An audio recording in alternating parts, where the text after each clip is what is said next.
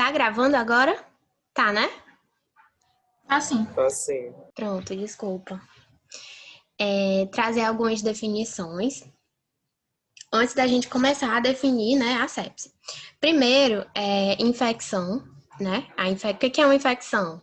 É quando você tem a presença de um micro-organismo em um local que era previamente estéril. Desde que esse micro-organismo esteja causando, né, alguma doença, porque senão é uma colonização.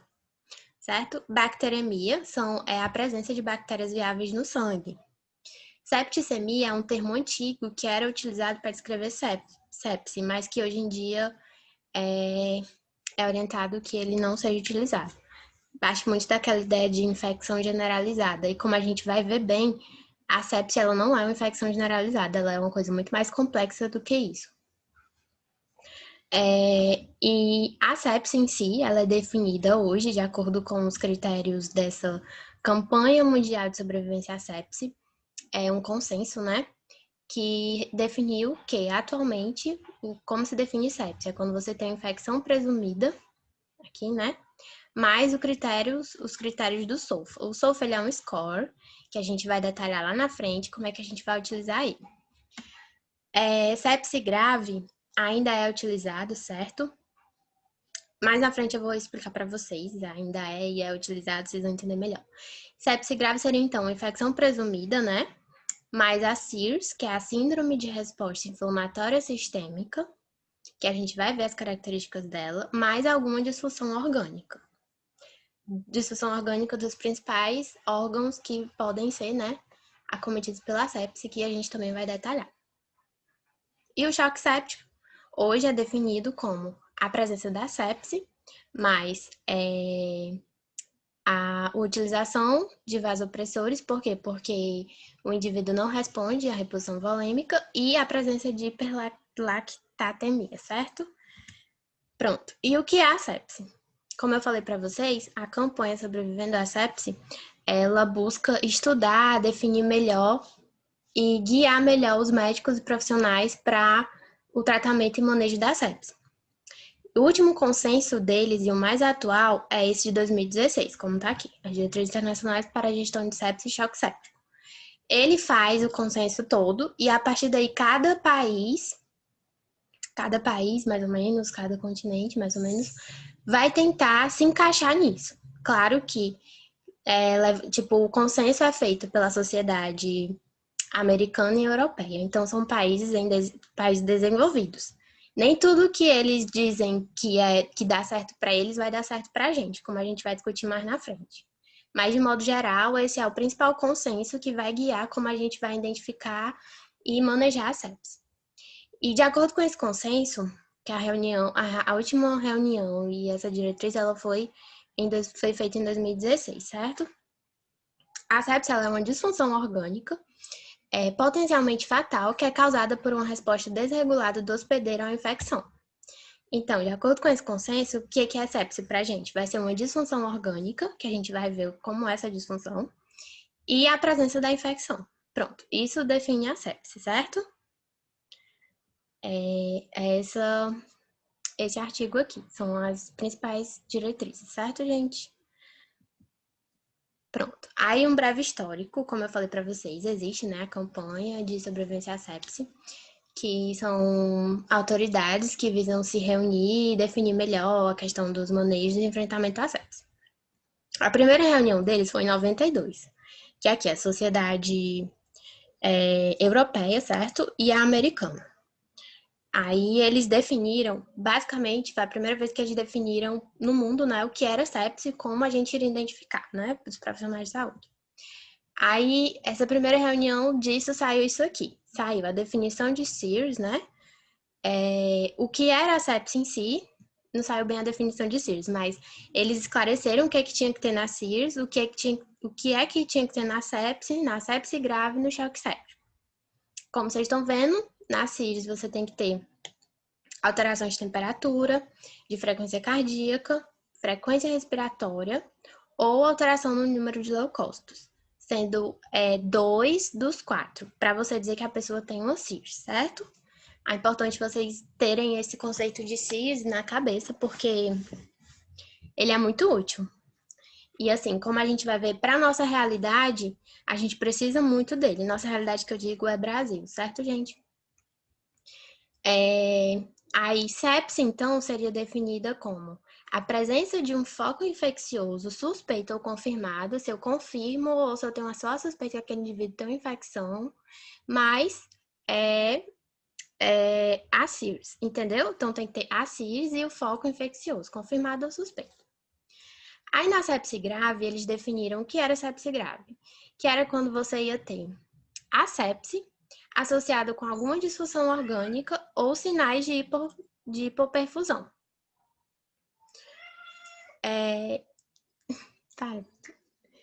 Então, o que seriam os sinais de hipoperfusão, né? Seria hipotensão, que a gente vai ver o valor da pressão arterial, algum tipo de acidose lática, oligúria também, e alguma alteração aguda do estado mental. Só que isso aqui também entra como disfunções orgânicas em geral.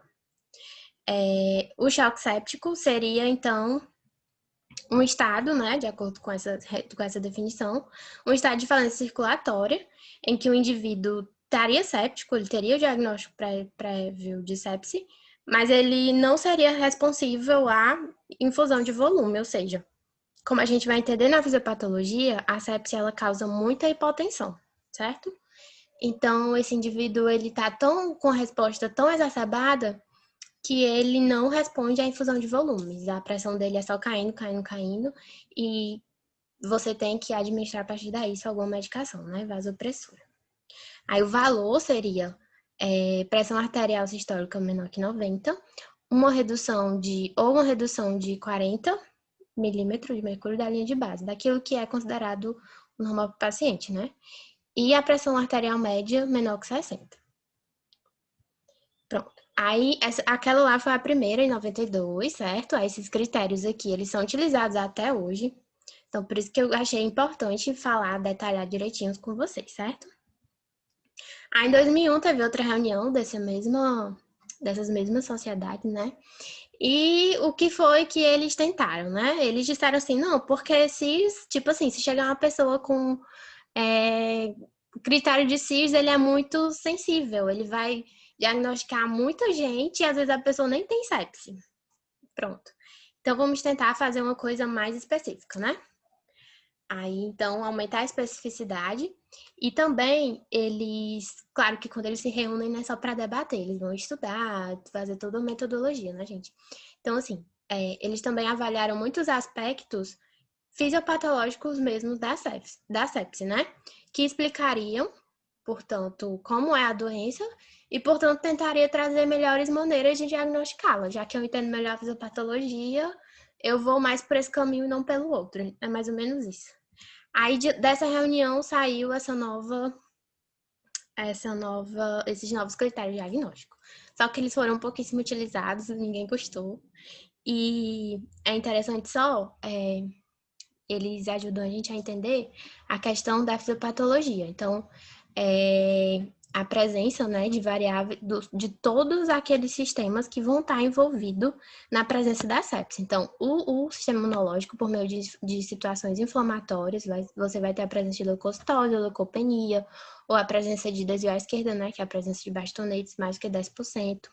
Também a elevação de procalcitonina, proteína C reativa. Então, eles já foram detalhando mais a questão da fisiopatologia e tudo mais. Aí também variáveis hemodinâmicas também entraram nesses novos critérios diagnósticos, certo? Variáveis de disfunção orgânica também, hipoxemia, redução do débito urinário, elevação de creatinina, alterações de coagulação, né? Intolerância também, a dieta que seria, por exemplo, decorrente de disfunções do sistema gastrointestinal e alteração também da função hepática, certo? E aí também outras variáveis que entraram, né? É a questão da hiperlactatemia e a diminuição de enchimento capilar ou livídos, né?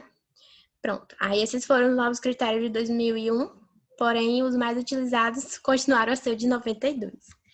Aí agora, tendo isso em base, eu falei para vocês, né, que existiram 3 reuniões, a de 92, a de 2001 e a de 2016, que é o consenso que eu vou tentar trabalhar para vocês, certo? Na aula toda. Então, por isso eu achei que eu não vou detalhar ali agora, mas ao longo da aula vocês vão conseguir entender melhor. Vale, gente, tá dizendo que alguma coisa de 40 minutos.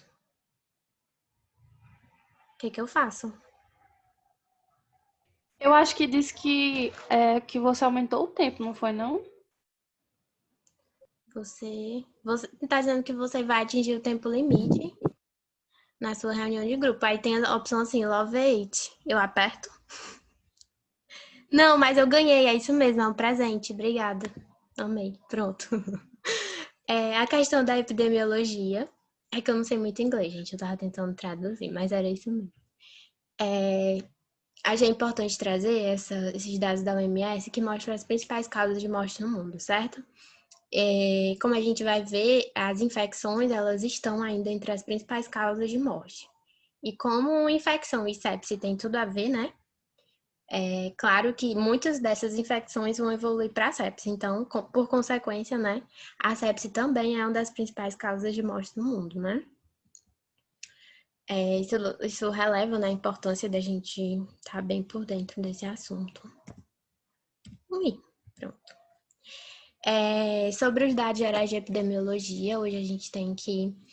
Hoje não, essa minha referência de 2015 aponta que 1 em cada 4 pessoas vai morrer devido à sepse, certo? Ela é a principal responsável por óbitos dentro dos nossos hospitais, e aqui é um dado brasileiro, certo? Estima-se que cerca de 670 mil casos por ano aconteçam no Brasil, né, por causa de sepse, e dos quais 240 mil pessoas morrem, né? Então é um número bem alto. E sobre a epidemiologia dos tipos de infecções mais associadas, a gente tem que a pneumonia, né? Ela vai ser responsável. E aqui ele não delimita se é adquirida na comunidade ou hospitalar, tanto faz. A pneumonia vai ser responsável pela metade dos casos de morte, certo? Metade dos casos de morte não, gente. Metade dos casos de infecções relacionadas à sepse. Pronto. Depois a infecção intraabdominal e depois a infecção urinária. Outros tipos de infecções que são relacionadas, né? Que são menos comuns, as 3 primeiras eu já citei. Aí as outras, que ficam mais lá embaixo, mas também tem relação, são infecções relacionadas a catéteres, e aqui vai ter uma relação direta com hospitalização, né? Hospitalização ou indivíduos que têm uma frequência maior a serviço de saúde, tipo dialíticos, essas pessoas que precisam ficar indo constantemente a hospitais. Mas aqui, especificamente, é a catéteres, então a uso de catéteres, certo? Abscesso de partes moles também, meningites e endocardite, certo? Também são relacionadas à sepse. Uma coisa que é interessante também a gente levar em consideração é que o foco infeccioso, a infecção primária do indivíduo, né, ela vai ter uma relação íntima com a gravidade do processo. Então, é importante a gente ter isso em mente também. Então, os principais focos infecciosos na sepse vão ser pulmonar, certo? Eu citei aqui, né? Renal, que tem tudo a ver com o trato urinário, e também infecção de pele e outros, certo? Aí, os micro-organismos mais relacionados, né? E também um estudo brasileiro, né? Um dos maiores já feitos, só que foi feito sem UTIs, apontaram que grande parte das sepses vão ser causadas por bacilos gram-negativos, certo? E que esses bacilos gram-negativos são especificados, então não vale a pena a gente dizer que era esse e esse tipo, mas gram-negativos. E depois gram-positivos, principalmente Staphylococcus, né? Que hoje é uma bactériazinha que dá muito trabalho no hospital. E é isso. Pronto. A questão de custos e letalidade, né?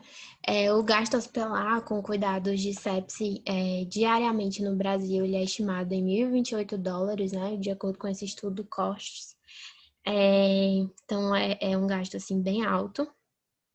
E sem contar que, como a gente vai ver, a mortalidade é altíssima. Então, são custos altos para os pacientes morrerem, né? A letalidade nos países desenvolvidos ela é menor, mas nos países em desenvolvimento ela ainda é muito alta, certo? Então, a global, esse dado aqui de 2012, a letalidade global era de 18%, certo? E no Brasil, a letalidade desse estudo feito acho que foi 2006, apontava mais ou menos, não, está sendo feito agora pelo ILAS, desculpa. Apontava, né, que 46% das pessoas que têm sepse iriam morrer, né, no Brasil. E a maioria dessas pessoas morriam em instituições públicas e não privadas. Então, a mortalidade no serviço público ela ainda é maior. Seja por acesso restrito à UTI, o paciente demora mais a chegar na UTI, ou então, principalmente pelo fato de, às vezes, o profissional não dá a devida atenção àquele paciente. Aí, assim, chegando na parte da fisiopatologia, a gente vai ver que os aspectos imunológicos, eles são muito importantes para entender a fisiopatologia da sepse. Então, assim, vai existir a presença de uma infecção, de um invasor, de um patógeno, né? Esse patógeno vai ativar aquilo que a gente chama de resposta imune inata, certo? Para quem já estudou imuno, para quem não estudou, vou tentar lembrar mais ou menos. Que essa resposta imune inata, ela vai ser associada principalmente àquelas células, né, polimorfonucleares, né? Então, tanto os macrófagos como os neutrófilos vão ser as nossas primeiras linhas de defesa, né? E eles vão ter receptorzinhos que vão reconhecer esses padrões moleculares dos patógenos, certo? Aí esses receptores dele vão lá reconhecer. Os padrões variam de acordo com o patógeno. Os gram-negativos têm mais esse negocinho aqui que a gente chama de endotoxina, que é o LPS. Os tipos de sepse causada por gram-negativo são mais graves por causa desse bendito LPS, né? Porque na hora que o macrófago vai lá e fagocita o gram-negativo, aí a parede celular desse gram-negativo vai ter o LPS que vai ser liberado, certo? E vai causar uma reação imunológica assim altíssima, porque o LPS ele é muito imunogênico. Então ele amplia demais o processo. E os gram-positivos que vão ter as endotoxinas, né? Que são toxinas que eles produzem. Endo porque eles produzem algum tipo de enzimas, proteases, coisas que essas bactérias vão liberar que vão causar reações imunológicas. Não tão vigorosas quanto o LPS, mas também causam, certo? Aí existem os receptores, que eu falei, nos monócitos, macrófagos, células dendríticas e neutrófilos que vão reconhecer esses padrões dos patógenos. Por meio, né, desses receptores, que é os receptores TOL, para quem lembra. E aqui é para os gram-positivos, os gram-negativos é o receptor CD14. Aí uma coisa interessante da gente saber é que tem pessoas que, tipo assim, a pessoa morreu muito rápido depois que teve uma infecção, uma sepse. Tipo, tem indivíduos que morrem muito mais rápido do que outros. Estudos, né, assim, supõe-se que polimorfismo nesses receptores TOL e, portanto, na atividade deles, que os receptores TOL vão estar aqui nessas células, reconhecendo os padrões dos patógenos, vão influenciar no desenvolvimento ou não da sepse do choque séptico. Por quê? Porque vai ter essa reação inicial e depois ela vai se exacerbar. Se esse receptor tem uma atividade muito intensa, então essa reação ela tende a se exacerbar mais. Aí, aqui é a ligação dos receptores, aí ele vai se ligar aos padrões de patógeno, vai ativar a via de sinalização intracelular, que vai culminar na produção de citocinas, né? Como a gente sabe, as citocinas, elas são aquelas moléculazinhas que vão regular toda a questão da nossa imunidade, de chamar, né? Não é nem de chamar, mas de sinalizar para as outras células do sistema imune que tem algo estranho ali. Aí as pró-inflamatórias são principalmente essas, e essas aqui são as anti-inflamatórias, certo? Existe uma regulação complexa, certo, entre esses fatores, porque vai ocorrer tanto a produção na sepse, certo? Tanto a produção de citocinas pró como anti-inflamatórias. Então, não é só você dizer que o indivíduo vai ter só citocina pró-inflamatória, ele só tem essa, então ele está séptico. Não, ele vai ter as duas. Mas a atividade entre elas tem uma coisa muito complexa aí, certo? Depois, quando você tem já a infecção, a resposta imune, você vai ter, né, a lesão celular. Essa lesão vai ativar toda aquela via lá do ácido araquidônico, que vai combinar a produção dessas três coisinhas aqui, certo? Prostaglandinas, leucotrienes, tambroxanos, que vão agir em vários sistemas. Desde na ação lá no hipotálamo, desde a parte de vasoconstrição, vasodilatação e coagulação. Então, aí a gente já mexeu em vários sistemas do nosso corpo, né? Só por causa de uma bactériazinha. Aí elas vão agir, né? Essas citocinas aqui também vão agir no endotélio. Esse endotélio vai ter digamos que seu metabolismo não, sua função normal influenciada por causa da presença dessas citocinas, certo? E ele tende a ter uma resposta mais tardia, por isso é associado a uma resposta inflamatória mais tardia durante uma infecção, né? Pronto. Aí as citocinas, elas vão ter esses efeitos danosos também, né? Além dos efeitos benéficos, que vai ser recrutar outras células para fagocitar aquele agente estranho. E sistematicamente, danos ao hospedeiro por meio do TNF-alfa, né? Que essa molécula aqui, ela está muito relacionada com a questão do efeito danoso do processo inflamatório ao nosso corpo. Aí, como eu já falei, o endotélio vai ser ativado, certo? E ele vai adquirir, isso que é importante, essa função procoagulante e protrombótica, certo? Então, você vai ter uma interferência na via de coagulação do indivíduo. O indivíduo ele vai tender a formar mais coágulos. Então, com isso, ele vai consumir mais plaquetas, vai consumir os fatores de coagulação, certo? E isso, como a gente sabe, não é uma coisa muito sustentável. Chega uma hora que o organismo não consegue sustentar mais, certo? Aí, por que ele vai ter uma ação procoagulante e protrombótica? É por causa de tudo isso aqui, da liberação de tromboplastina, do inibidor do ativador do plasminogênio, fator de ativação plaquetária, que tudo isso aqui tem a ver com a ativação do endotélio, certo? Ó, o endotélio é ativado também pelas inotoxinas. Lembra do LPS? O LPS também ativa o endotélio, certo? Pronto. Aí esse processo inflamatório, ele vai culminar na destruição também desse endotélio e ainda vai aumentar a permeabilidade tecidual, gerando ainda mais, exacerbando ainda mais essa resposta inflamatória. Permeabilidade tem a ver com o quê? Com perda de líquido, né? Perda de volume, né? Além de uma situação de procoagulação. Então, assim, a situação tá ficando mais angustiante, né?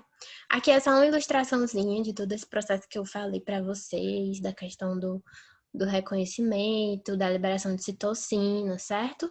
A ação dos neutrófilos, essa questão da ativação da cascata de coagulação, a formação dos coágulos, e também você vai ter a inibição, né, da fibrinólise. Então, é isso, gente. Pronto, aí você vai ter com isso uma alteração na microcirculação, certo? Tanto pelo fato da formação desses coágulos, como também das alterações bioquímicas e fisiológicas, certo? Os fenômenos de ativação vascular e leucocitária são observados em tecidos e órgãos à distância, então essas citocinas elas têm efeitos sistêmicos, né? E também uma coisa interessante é que o processo ele começa a ser local e depois ele vai virar uma resposta sistêmica.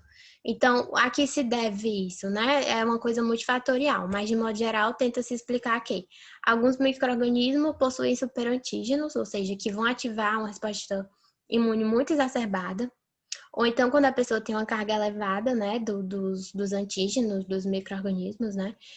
Uma coisa interessante a gente falar é que sepsis não é só causado por bactéria, tá, gente? Eu não falei mais qualquer tipo de patógeno, certo? Vírus, bactérias, fungos, tudo isso pode causar sepsis. E protozoários também. Polimorfismos genéticos que tornam alguns indivíduos mais propensos a sepsis, né? Como eu falei lá da questão do receptor TOL, que vai influenciar. E a secreção excessiva das citocinas anti-inflamatórias. Que vai ter, né, a liberação mútua da pró-inflamatória e da anti-inflamatória. Pensa-se que essa liberação da anti-inflamatória possa ser correlacionada à dificuldade de você lidar com aquela infecção e o prolongamento daquele processo todo, certo? E também a disfunção orgânica.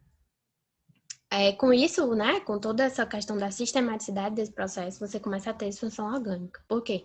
Você vai ter um mau funcionamento das células individualmente e em nível molecular devido à hipóxia, né?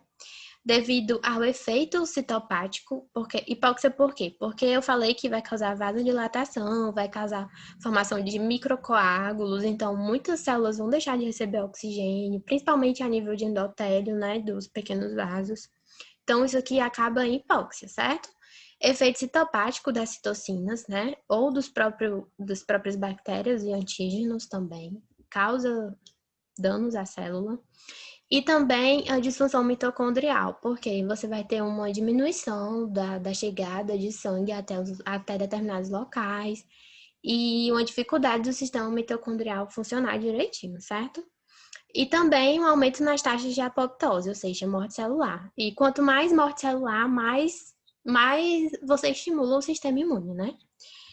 Pronto. Aí, resumindo, eu sei que foi difícil, assim, foi meio chato, mas aí acabou.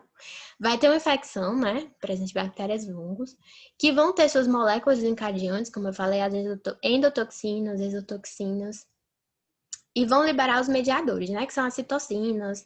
Aqui também o sistema complemento, que eu não falei, mas também participa. E vai ativar toda a questão da resposta imune celular e humoral. Aí vai liberar esses mediadores secundários, citocinas, fatores de complemento, prostanoides, né, que são as prostaglandinas, fator de ativação plaquetária, espécies reativas, que vai culminar, né, assim, bem resumidamente, no processo de choque e da síndrome de disfunção dos múltiplos órgãos, certo, gente? Alguma dúvida? Deu para entender de forma, assim, geral, assim, bem resumida, essa questão da fisiopatologia? Dei um alô aí no bate-papo. Deu sim. Pronto.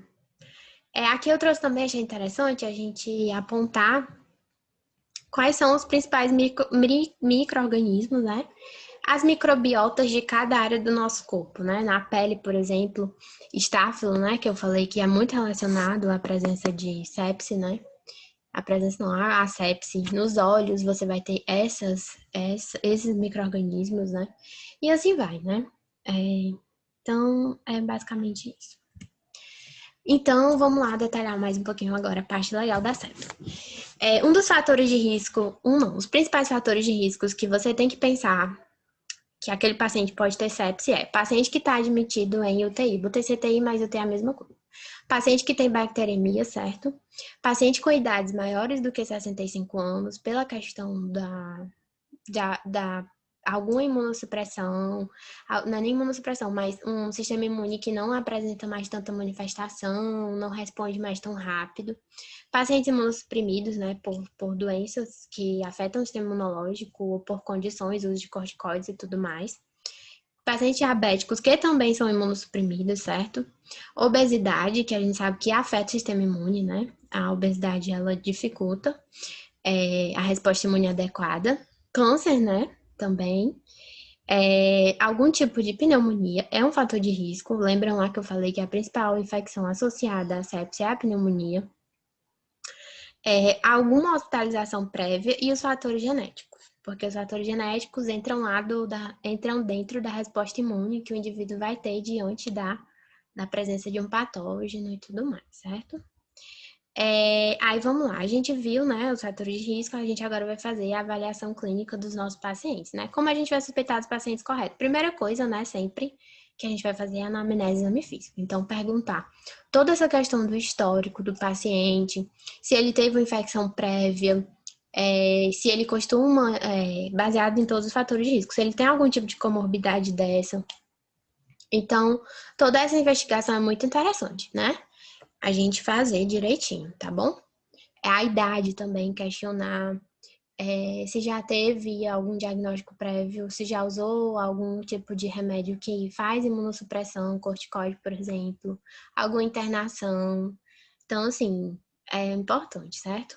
Aí, a parte do exame físico, a gente vai detalhar melhor aqui, certo? No exame físico, uma das as coisas que você não pode deixar de fazer são essas coisinhas aqui, certo? Que é medir a pressão arterial, ver a cor da pele, certo? Porque pela cor da pele a gente consegue avaliar a perfusão, se a pessoa tá, né, com uma circulação adequada. Ver a temperatura também, porque entra dentro dos critérios diagnósticos. Avaliar o débito urinário. Fazer oximetria de pulso, né, para ver o nível de oxigenação. Ver a frequência cardíaca. O estado de consciência, certo? Aqui a gente pode ver também pelo Glasgow. E frequência respiratória, tá bom? Eu coloquei essa avaliação aqui geral, mas ela também entra dentro dos critérios diagnósticos, porque a gente vai fazer elas não só para avaliar, mas também para usar como diagnóstico, certo? Aí, assim, os sinais clínicos que os pacientes podem ter, né? Sinais e sintomas, gente. Faltou sintomas ali. Paciente que você suspeita de uma fonte infecciosa, certo? Paciente que está hipotenso, paciente que está com temperatura, né, maior do que 38 graus, hipotermia também, taquicardia, taquipneia, né? Taquicardia e taquipneia para o adulto, taquicardia acima de 100, taquipneia para o adulto é acima de 20, né? Ilho paralítico, né, que é uma doença, é uma situação específica do sistema gastrointestinal, mas é uma obstrução a nível do sistema intestinal. Redução do nível de consciência, certo? Alguma oligúria, a gente vai definir como é essa oligúria. Pele fria e pegajosa, que isso é um sinal de má circulação, má perfusão, certo? Perfusão capilar periférica lentificada, então você vai comprimir lá o dedo da pessoa e vai demorar mais do que 2 segundos, né, para você ver algum tipo de resposta. Cianose e o score Motley, né? Esse score, ele é utilizado, mas assim, ele é mais presente em pacientes mais graves, certo? Eu vou trazer uma imagem para vocês, que ele mostra assim. Quanto mais longe dessa área inicial aqui do joelho, da patela, né? Quanto mais longe tiver, ou seja, essas manchinhas aqui, a gente chama tipo livedos, né? Aqui você vê que tá bem pertinho, ó. É um sinal de má perfusão, certo? É um sinal de que aquele paciente tá com um quadro mais grave. Esse aqui já tá bem lá em cima. Pronto. Só que são todos sinais e sintomas. Contudo, eles são pouco específicos, certo? Eles podem estar presentes em inúmeras outras doenças, então, assim, é importante a gente lembrar isso também, certo? Sinais laboratoriais, né? Níveis alterados, hipoxemia, que pode ser medida também para algum exame, né? Níveis alterados de creatinina, certo? Função renal, no caso, né? Coagulopatias, né? Quando você vai encontrar alguma alteração no coagulograma, TAP, TTPA, todas aquelas níveis de plaquetas, certo? Hiperglicemia também. Procalcitonina também vai estar presente nos pacientes com sepse, mas pode estar presente que eu diga alterada, certo? Hiperlactatemia, que é maior do que 18, né, miligramas. Níveis altos de bilirrubina, então hiperbilirrubinemia, isso aqui fala a favor de alguma disfunção hepática, certo? Alguma insuficiência adrenal, certo? Proteínas de fase aguda, alteradas, proteínas de fase aguda é PCR e VHS, certo, gente? Leucocitose também ou leucopenia. Pronto. Leucopenia ou 10% de formas imaturas, que é 10% de bastonetes ou desvio à esquerda. Pronto. Então, aqui são alguns dos sinais laboratoriais que a gente pode encontrar nos pacientes com sepse. Contudo, também tem baixa especificidade. Então, se você encontrar esses sinais, não quer dizer que o paciente tem sepse, certo? Mas fala a favor. E, partindo dessa avaliação inicial, os principais exames que a gente tem que solicitar, então, são esses aí. O hemograma, para a gente ver toda essa questão de hemácias, como tá os leucócitos, como tá as plaquetas, certo? A avaliação de eletrólitos, que ajuda a gente a ver direitinho, né? Como é que tá a questão de função renal e tudo mais desse paciente. O hepatograma, que vai dizer pra gente se o paciente tá com alguma disfunção hepática ou não, pelos níveis de bilirrubina, né? A função renal também, a gente tem que avaliar a ureia e creatinina, certo? E a gasometria arterial, que é preciso também que a gente avalie. E também os níveis de lactato. Os níveis de lactato, eles não só falam a favor do diagnóstico, como eles também te ajudam a prever até a mortalidade, certo? Então, pacientes com níveis muito altos, você já tende a pensar que ele tem uma mortalidade mais alta. E os sinais microbiológicos, né, vai ser a presença de bacteremia, hemoculturas, né, com resultados de patógenos, né, resultados específicos, né, para infecção. Culturas também, com resultados de infecção, como também nos hospitais são feitos testes rápidos para algum tipo de micro-organismo. Então, não achei legal trazer cada um, mas na suspeita de alguma infecção, existem testes rápidos para você ver ou não se aquela infecção está ali, né. E uma coisa que a gente tem que saber é que 50% dos quadros sépticos não tem evidência de bacteremia. Então, se a bacteremia não está presente, se a hemocultura não veio positiva, não quer dizer que o paciente não tenha sepse, certo? Pronto. Aí as disfunções orgânicas, elas vão estar dentro desse, assim, eu vou citar mais na frente, mas elas vão afetar esses 4 principais órgãos, que é o cérebro, certo? O encéfalo, certo? O coração, certo? O fígado, o coração e pulmão, certo? E o sistema renal. Então, são assim, os principais sistemas do nosso corpo, que sem eles a gente é muito difícil de viver, né, gente? Então, vamos lá. Quais são as disfunções orgânicas de acordo com o ILA, certo? Hipotensão. Então, se o paciente está hipotenso, com a pressão sistólica menor que 90, ou a pressão arterial média menor que 65, ou se ele tem uma queda da PA normal, né? Maior do que 40, PA sistólica. É oligúria. Então, a oligúria é o quê? Quando a diurese dele você vai medir, né? Vai ser 0,5 ml, vai ser menor ou igual a 0,5 ml por quilo por hora, certo? Ou ele tem uma elevação de creatinina maior do que 2 miligramas por decilitro.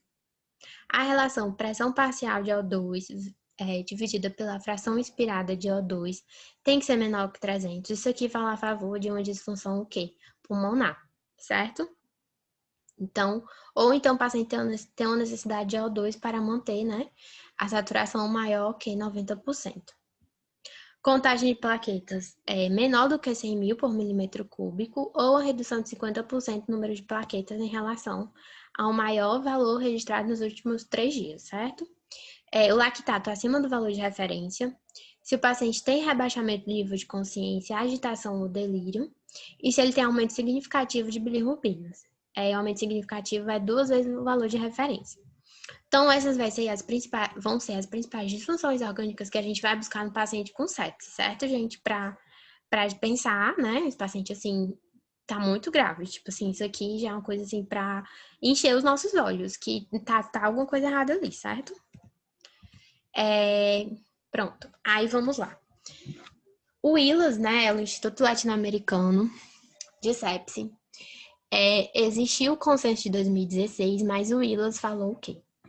Veio lá o consenso da campanha sobrevivendo à sepse lá dos Estados Unidos e da Europa. Aí o Willis falou, gente, nós somos um país em desenvolvimento, a gente não tem condições de seguir esses critérios deles. O que é o critério deles? O que é sepse para eles? Sepse é o foco infeccioso suspeito, mais alguma disfunção orgânica. Só que nem sempre, muitas dessas coisas aqui eu preciso de exames, né, laboratoriais para fazer e para ver se o indivíduo tem disfunção orgânica, certo? Então nem sempre isso vai ser alcançável para mim. Aí o Willis falou o quê? Não, a gente vai continuar com as definições de sepse antigas, que eram o quê? Para o Willis, a gente, brasileiros, temos que usar essa definição. Ok? Sepse é a presença de CIRS, certo? CIRS, é isso aqui, mais um foco infeccioso suspeito. A CIRS é quando você vai ter, tem 4 critérios, 2 desses critérios, aí você tem CIRS. Se você tem a CIRS mais o foco infeccioso suspeito, você pode dizer que o indivíduo tem sepse, certo? Então, leucocitose, né, já é meio autoexplicativo, né, gente? Mas eu já falei também várias vezes, mas tá aqui, né, os valores dos leucócitos. Então, ou maior do que 12 mil, ou menor do que 4 mil, ou mais de 10% das formas imaturas, certo? Frequência cardíaca maior do que 90, certo? Temperatura central maior do que 38, ou a hipotermia, né, que é menor do que 36. Frequência respiratória maior do que 20, ou a PaCO2 menor do que 32. Ou ainda a necessidade de ventilação mecânica. Então, isso aqui vai falar pra gente a favor de CIS. Então, sepse vai ser CIS mais uma infecção documentada ou presumida. O Willis diz pra gente utilizar esses critérios aqui pra gente suspeitar que o paciente tem sepse, porque, segundo ele, esses critérios são mais sensíveis. A gente vai identificar mais gente do que se a gente utilizar os critérios que a gente vai ver já, entendeu? Mas, de modo geral, é isso. Mas é só para vocês terem essa noção de que, para provas de residência e para a vida também, existem duas grandes entidades, não é nem duas grandes entidades, mas existe lá o consenso lá americano e europeu, e a gente aqui tenta se adequar, né? Aí, segundo ele também, permanece essa questão de sepse grave, que é o quê? É quando você vai ter a sepse e alguma disfunção orgânica naqueles sistemas lá, que eu já citei esses aqui, certo? Então, sistema cardiovascular, neurológico, renal, respiratório, hepático e hematológico. Mais na frente vai ter. O choque séptico vai ser, então, a hipotensão ou hipoperfusão não responsiva a volume com necessidade de uso de agentes vasopressores, certo? Desde que o paciente tenha sepse, certo? Então, o que é o choque séptico? É a sepse mais hipotensão e quando o indivíduo não responde à infusão de volume. E ainda tem a síndrome da disfunção de múltiplos órgãos, que é quando você tem as funções orgânicas alteradas em pacientes agudamente enfermos. Mas, de modo geral, o principal para a gente é saber como é sepse de acordo com o ILA, certo? Aí, de acordo com o sepsis 3.0, que é aquele consenso que eu falei lá no início, para quem não estava, feito, né, pela sociedade americana e europeia. Esse estudo, ele foi uma revisão sistemática que foi feita levando em considerações estudos feitos em países desenvolvidos. Então, eles fizeram uma revisão de estudos de países desenvolvidos e não consideraram os estudos dos países em desenvolvimento. Aí, por isso que também o ILAS fala que a gente também não deve seguir tudo à risca, porque é adequado à realidade deles e não à nossa. E a gente poderia aumentar ainda mais a mortalidade por causa disso. Segundo esse sepsis 3.0, que é o de 2016, certo? A sepse para ele é uma infecção suspeita ou comprovada mais os critérios SOFA, certo? O que é o SOFA? É um scorezinho, certo? Que em inglês é isso aqui, Sequential Sepsis Related Organ Failure Assessment. É isso aí, gente. Um score que avalia, ele é o quê? Um score que vai avaliar disfunções de 6 sistemas do corpo através de exames laboratoriais. Então, precisa de exame laboratorial, que é uma coisa assim que é meio difícil, né? Mas vamos lá. Ele tem sua utilidade, certo? O SOFA é isso aqui que vocês estão vendo, certo? Você vai ter as pontuações aqui em cima. 0, 1, 2, 3 e 4. E para cada sistema, você vai ter valores determinados. Sistema respiratório, você vai ver a relação da pressão parcial de O2 com a fração expirada de O2. No sistema, no processo, sistema, ai meu Deus, coagulação, enfim, você vai avaliar o nível de plaquetas. Então, se o nível de plaquetas da pessoa está maior que 150, ela não pontua nada, é 0. Se tá menor, se tá igual ou menor, certo? Então, ela já pontua 1. E assim vai. Para cada sistema, você vai ter, né, o exame específico. Coagulação, você vai ver plaquetas. No fígado, você vai ver o nível de bilirrubina, certo? No cardiovascular, você vai ver a presença da hipotensão. Vai calcular a pressão arterial média e vai ver se a pessoa está necessitando do uso dessas drogas aqui, que são drogas ionotrópicas. Dopamina, por exemplo, que vai ajudar nessa questão de, ou dobutamina, que vai ajudar nessa questão da função cardíaca funcionar bem. Se o indivíduo está tá utilizando essas medicações nessas doses que ele fala aqui, você vai pontuar de acordo com essas doses, certo? No sistema neurológico, a gente vai avaliar a escala de Como de Glasgow. Então, aqui vai ter um valor, certo? E cada um vai ter sua pontuação. E no sistema renal, a gente vai avaliar a creatinina e o débito urinário. Pronto. Aí, feito todos esses, alguns são exames, né? Aqui você vai avaliar mais por um aparelho e tudo mais. Você vai ter que fazer esses exames, vai ter que avaliar tudo isso para dizer e pontuar o SOFA do indivíduo, né? O score dele, para ele dizer que ele tem sepse. Quando é que ele vai ter sepse? Quando ele tem um foco infeccioso suspeito ou comprovado e quando você tem um SOFA pelo menos igual a 2. Se o paciente é admitido, você supõe que era 0. Então, você vai fazer a admissão. Se for igual a 2, ele tem sepse. Se o paciente já estava sendo acompanhado, se houve uma variação no SOFA maior do que 2, aí você diz que ele tem sepse, entendeu? Se eu fiz no primeiro momento, o SOFA dele deu 1. Então ele não tinha sepse. Mas eu fiz agora, aí eu tive uma variação de maior do que 2. Então ele tem sepse. Pronto, é basicamente isso. Aí, assim, um aumento maior ou igual a 2 é sepse, certo? Ai, meu Deus, passou. Pronto. Aí começou, né, algumas coisinhas, o pessoal falou. Mas é muito difícil você esperar resultado de exame laboratorial para dizer se uma pessoa tem sepsis. Ela vai morrer muitas vezes, tipo assim, em hospitais, né? Aqui a gente sabe que acontece isso, que demora muito tempo para o exame chegar. Então, aí até o exame chegar, você dizer que a pessoa tem sepsis, a pessoa morreu. Aí você faz o quê? Aí eles criaram o Quick SOFA, que é um resuminho do SOFA, que vai ser 3 critériozinhos para avaliar de forma precoce, certo? Pacientes graves com suspeita de sepse. Aonde que você vai fazer isso? Em ambiente de emergência à beira do leito. Por quê, gente? Porque esse negócio aqui, como a gente viu, ele tem algumas coisinhas que não são tão práticas, tipo ter que esperar resultado de exame e tudo mais. Então, isso aqui você vai fazer muito mais no ambiente de UTI, certo? No ambiente de UTI é um ambiente perfeito para você fazer. Aí eles fizeram um Quick SOFA, que é pra gente fazer no paciente que, por exemplo, chegou na emergência, no pronto-socorro e tudo mais, ou paciente que estava internado e você notou uma piora. Então, você faz o Quick SOFA. O que é o Quick SOFA? Ele não vai dizer que a pessoa tem sepse, certo? Mas ele vai abrir os seus olhos para ter a necessidade de você avaliar o SOFA todo. Se você fez... Paulo tá querendo entrar. Se você fez o Quick SOFA e ele deu alterado, aí você tem que fazer o SOFA. Mas, se o Quick SOFA não deu alterado, você não precisa fazer o SOFA. Mas, o Quick SOFA sozinho não diz que a pessoa tem sepse, ok? Então, o que é o Quick SOFA? Ele também ajuda nessa questão de ver o risco de óbito, certo? Ou quanto tempo esse paciente ainda vai precisar ficar na UTI. Então, o Quick SOFA ele é só critério, só coisa clínica. Clinicamente você faz, não precisa de exame nenhum. É ver taquipneia, se a frequência respiratória é maior que 22, ver alguma alteração no nível de consciência, certo? Ou alguma mudança na escala de Coma de Glasgow. E ver se o indivíduo tem hipotensão sistólica, que ele define como pressão arterial sistólica, certo? Menor do que 100.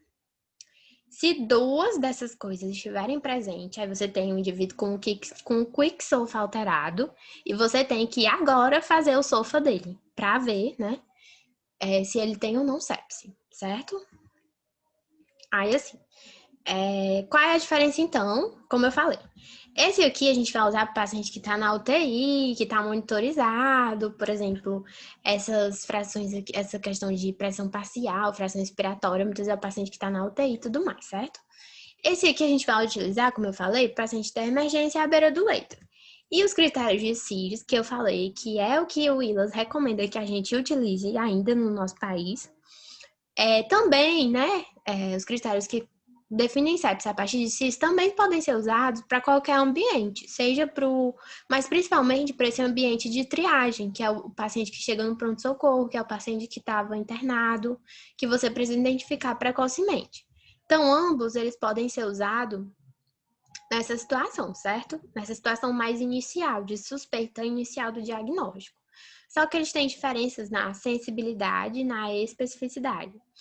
O SOFA, o Quick SOFA, ele é melhor utilizado para confirmar. Por quê? Porque ele tem uma especificidade maior do que o CIRS.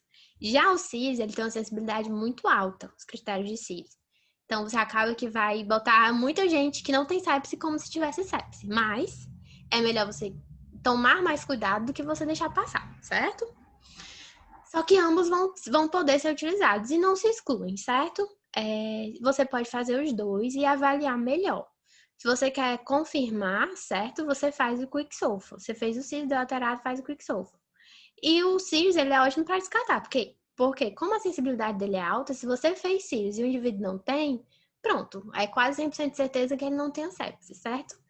Assim, gente, em termos práticos, tá bom? Então, por isso você tem que considerar também o local. Se o paciente está ou não na UTI, certo? Né? Na questão da utilização desses critérios. Então, como eu falei, na UTI você tende a utilizar o Quick SOFA, porque ele vai auxiliar também na questão de prever a mortalidade, o tempo que aquele paciente vai precisar passar na UTI. Então, ele vai auxiliar no prognóstico, certo? Para avaliar, né, gente? E se você contar 2 daqueles 3 pontinhos, né, que são critérios clínicos, tá alterado e você tem que fazer o SOFA. Aí você faz o SOFA. Se tiver o aumento de pelo menos 2 pontos, você inicia o protocolo para sepse, né? E fora da UTI, você tem que ser mais prático. Então, você tem que tentar fazer menos exames e ter uma menor espera, né? Porque se o paciente estiver grave, né? Às vezes, enfim. Então, menor espera pelo diagnóstico. Então, você faz o Quick SOFA, que é mais rápido e mais adequado, que você só usa critérios clínicos, certo? Se tiver 2 alterados, aí você faz o SOFA. Lembrando que, segundo o ILAS, a gente tem que fazer critérios de SEERS. Principalmente fora da UTI, certo? Porque a gente tem uma sensibilidade melhor, tá bom? E a gente vai deixar passar menos do que fazendo o SOFA. Porque, por exemplo, gente, não sei se dá para vocês entenderem melhor. Se eu pegar um paciente assim, olhando aqui para o CIR, certo? Eu tenho essas alterações. Se eu tiver 2 dessas, eu vou... E o foco infeccioso presumido, eu vou ter CIRS. Antes não, né? O Willis defende que a gente use essa classificação. Então, se a pessoa já tem a disfunção orgânica, ela já tem um quadro mais grave, entendeu? Então, muitas vezes eu tenho um indivíduo que tá aqui nesse quadro e ele não tem disfunção orgânica. Eu avaliei tudo isso aqui e tá normal. Então, ele não tem disfunção orgânica. Mas ele podia ter uma sepse, entendeu? Porque algumas coisas podem passar, principalmente para nossa realidade. Então é isso. Deixa eu ver o que mais. Pronto. Aí, baseado nisso, do ambiente que você vai utilizar cada coisa, e como eu falei, essas coisas, elas não são exclusivas. Existem os embates desse pessoal que estuda sepse e diz o que a gente tem que fazer, né? Mas, assim, não é importante a gente dizer que um é melhor que o outro, mas cada um vai ter a sua melhor utilidade. Aí, por exemplo, essa menina aqui, né? Ela chega lá no pronto-socorro com 18 anos e ela tem uma faringite. Aí ela vai estar com febre, temperatura maior do que 38, e ela vai estar com a frequência respiratória de 22, ou seja, taquipneia. Por quê? Porque de acordo com os critérios de CIS, é maior do que 20, então ela já tem febre e taquipneia. Então ela já tem CIRS e o foco infeccioso, então ela tem sepse. O que é que vocês acham? Assim, qual a opinião de vocês? Aí pelo Quick SOFA também, ela teria sepse. Por quê? Pelo Quick SOFA, ela teria, hipotensão, porque a pressão arterial sistólica dela deu 95 por 65, certo? Então, foi menor do que 100. E ela teria taquipneia. Mas, como a gente sabe, o Quick SOFA, ele não dá diagnóstico de sepse. Ele diz que a gente tem que fazer o SOFA. E aí, vocês acham que essa menina tem sepse, mesmo ela cumprindo, né, tendo os critérios? Vocês diriam que ela tem sepse? O que vocês fariam, assim? Se alguém quiser falar. Também se quiser. Alguém? Tá muito chato, né, gente? Então vamos lá. Alguém? Gabi. Oi, Gabi. É o Paulo. Oi, Paulo. Então, é uma coisa que eu fico em dúvida, assim. Porque, como você falou, pelos critérios, principalmente do SOFA, ela se encaixa, né? Só que o que chama mais atenção também é a hipotensão. Mas se não tivesse hipotensão, para mim não seria sepse. Entendeu? A dúvida? Entendi. Pois é. Como você falou, né? Ela tem os sinais e os sintomas que a gente precisa para fechar o diagnóstico. Mas por que ela não tem sepse? Porque, gente, como eu falei para vocês, vai muito disso aqui, ó. Olha a sensibilidade do critério de CIRS. É muito alto. É 88%. Você vai dizer que muita gente tem sepse sem ter. Tem a sua importância, por quê? Porque vai deixar passar menos batido. Mas, por outro lado, você vai ter que ter o seu conhecimento e a sua habilidade de dizer ou não, né? Não é de dizer ou não que é sepse, mas de suspeitar ou não, entendeu? De dizer, não, isso aqui tá dentro, sabe aquilo de falso positivo? Pronto, essa pessoa, ela se encaixa nisso. Por quê? Porque nem todo teste diagnóstico é 100%. Tipo, todo mundo que faz teste de ELISA e dá positivo para HIV alguma vez. Tipo, por exemplo, a gente deu positivo uma vez, sei lá, era uma pessoa que não tinha fator de risco nenhum, que era um bebê, deu positivo. Vou dizer que ele tem HIV? Não. Tipo, ele entra dentro daquilo de falso positivo.